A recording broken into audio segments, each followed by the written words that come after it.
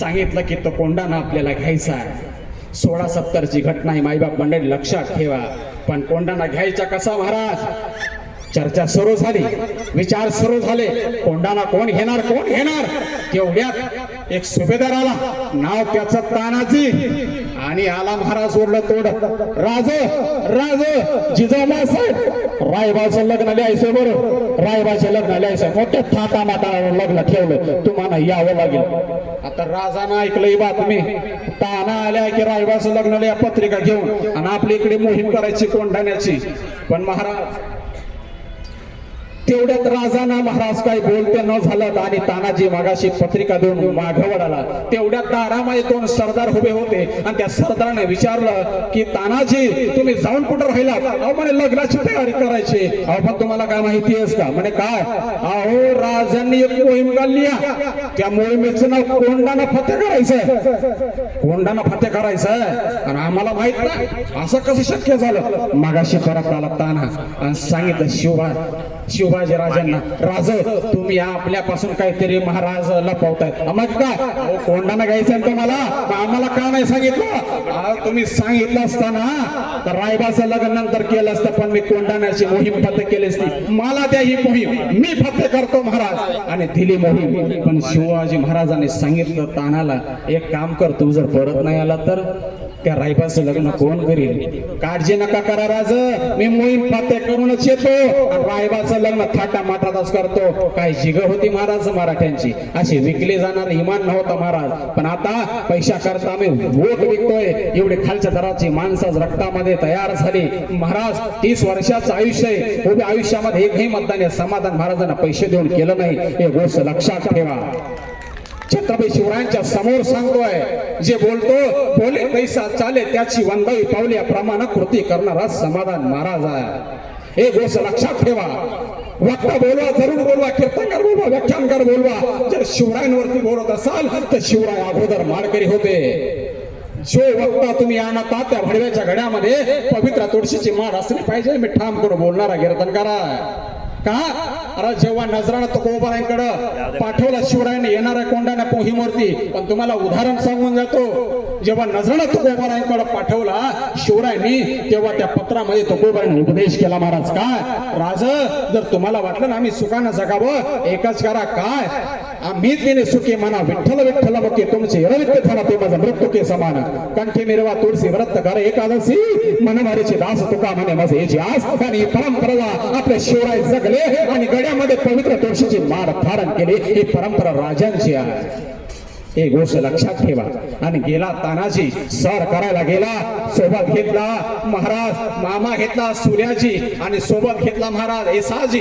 दोघं गेले आणि लढाईला सुरू झाली. पण सोबत महाराज तिकडे फार मोठी कळ होती, गड असा मोठा होता, जावं कुठं कल्याण दरवाजाला जावं की पुणे दरवाजाला जावं, एक कपार दिसली, त्याच कपारीच्या मार्फत कोंडाण्यावर जाऊ शकत होतो, अन्यथा नाही महाराज. आणि जावं कसं हे मार मोठा प्रश्नचिन्ह पडला. पण एक घोरपड होती महाराज, त्या घोरपडीला फेकलं आणि त्या घोरपडीला चिपकावं, पण तेवढ्यात ती खाली पडली. आणि मामानं सांगितलं सूर्याजीनं, घोरपड खाली पडले. ताना 100% काहीतरी विघ्न दिसतंय, काहीतरी विघ्न दिसतंय, शकून आलाय आपल्याला. तान्यानं सांगितलं, जा यशवंती, आता मगाशी परत यायचं नाही, नाही तर मृत्यूला सामोरं जायचं. फेकलं दुसऱ्यांदा यशवंती नावच्या घोरपडीला, चिकटली, तिला दोरखंड बांधलं, एक 400 मावडा सर करत गेला. आणि महाराज लढाई सुरू झाली.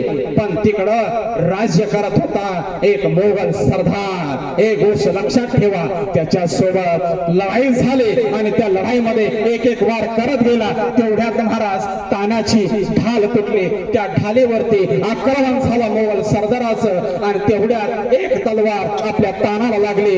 असं करता करता गर्दन ओढली गेली, आणि माझा ताना खाली पडला. तेवढ्या सर्व सैन्य महाराज पळायला लागले. अरे आपला सरदार मेलाय, पळा पळा. तेवढ्यात लहान बंधू आला येसाजी, अरे काय पडतात हिरळ्यात, आपला राजा मेलाय, आपला सरदार मेला, एक तर लढून मारा, नाही तर प्राण द्या. तर दोरखंड तोडला. लढता लढता सूर्याजीने यावं, यसाजन यावं आणि त्या मोगल सरदाराचा नायनाट करावा. मोहीम फतेह झाली. तर शिवरायांनी आपला एक जवळचा मावळा गमवला आणि म्हणून त्या ठिकाणी मौन तयार झाले. गड आला पण सिंह गेला, गड आला पण सिंह गेला. असा करता करता महाराज फार मोठे प्रसंग शिवरायांच्या काळामध्ये तयार झाले आणि असाच एक प्रसंग आला. शेवटचा प्रसंग सांगतो आणि शेवा आटोपतो महाराज, जर तुम्ही बोर झाले असतील तर, नाही तर पुढे अजून लांब होतो. अजून एक प्रसंग आला. तो प्रसंग होता 10 नोव्हेंबर 1659 अफजल खान प्रसंग. झाला काय? अरे जे अफजल खान थोरल्या भावा संभाजीला मारला, आज तोच अफजल खान शिवरायांवरती चालून घेत होता. ज्यानं शहाजी राजांना आग्र्यामध्ये कैद केलं, तोच अफजल खान आज महाराज शिवरायांवरती चालून येत होता. जिजाऊ साहेबांना सांगितलं फार मोठं संकट येतंय, शिवा सामोरं जा आणि त्या अफजलाच्या कोथळाच बाहेर काढा आणि त्याला मृत्यूदंड द्या. एरवी आम्हाला तोंड दाखवू नका शिवा, एरवी आम्हाला तोंड दाखवू नका. आणि महाराज नियोजन आखलं गेलं. 12,000 घोडदळ घेतलं, 10,000 हत्तीदळ घेतलं कोणी, अफजल खानानं. लाखो तोफा घेतला, गोळीबार घेतला. एवढं प्रचंड असं सैन्यानिशी येतोय महाराज. पण हा रामकोट येता पंढरपूर तुळजापूर लुटत आला. भवानी मातेची मूर्तीची तोडफोडी हरामखोरानं केली आणि आपल्या आई बहिणींची जग लुटत हरामखोर महाराज आला आणि जावडीमध्ये आला. शिवरायानं सांगितलं जावडी याला माहित आहे, याला एक काम करा, आपण वाईमध्ये बोलू, प्रतापगडाच्या पायथ्याशी बोलू. शिवरायांनी महाराज गंमत केली. इकडे शिवरायांचे वकील होते महाराज पंताजी गोपीनाथ आणि तिकडे अफजल खानाचा वकील होता कृष्णाजी भास्कर. नियोजन आखलं गेलं. येतोय शत्रू आपल्याला मारण्याकरता येतोय का, या असं एकदा कर्नाटकामधून एका सरदाराला भेटीसाठी बोलले होते हरामखोरानं आणि त्याला 1666 मध्ये गड दाबून मारला होता. ही घटना शिवरायांना माहिती होती आणि तसं नियोजन आखलं. एक काम करू आपण, कृष्णाजी पंताजी गोपीनाथ शिवरायांना सांगितलं एक काम करा, पंताजी गोपीनाथ हा अफजल खान प्रतापगडाच्या पायथ्याशी यायला पाहिजे, असा पत्रव्यवहार सुरू केला. पहिला पत्रव्यवहार केला अफजल खानाला सांगून, एक काम करा, राजे तुम्हाला घाबरलेत म्हणून भेटीसाठी यायला घाबरत आहे, तुम्ही एक काम करा, प्रतापगडाच्या पायथ्याशी वाटचाल करा. आणि शिवराय थोडे हसमुख झाले आणि थोडा स्वाभिमान जागृत झाला, अभिमान जागृत झाला आणि कॉन्फिडन्स जागृत झाला. म्हणलं अरे जी शिवबा के बारे में बड़ी बेगम को बहुत बड़ी बातें मार रही थी, और कौन लाएगा शिवबा को, ये तो हमको चूहा है, हमसे डर रहा है. एक काम करते चलते हैं, कोई दिक्कत नहीं, हम प्रतापगढ़ के पायथी पे आ जाएंगे. आणि ही बातमी पंताजी गोपीनाथांना सांगितली महाराज. पुन्हा शिवराजांना यायला तयार झाला. दुसरं पत्र चालू केलं पंताजी गोपीनाथाकडं आणि सांगितलं शिवराजांना, जा त्याला सांगा तुमचा जो सय्यद बंडा आहे ना त्याची आम्हाला लई भीती वाटते. आणि गेला महाराज पंताजी गोपीनाथ अफजल खानाकडे, सांगितलं की शिवबान असा संदेश पाठवलेला आहे, असा मेसेज तुम्हाला दिला की तुमचा जो सय्यद बंडा अंगरक्षक त्याची भीती वाटते शिवराजाला.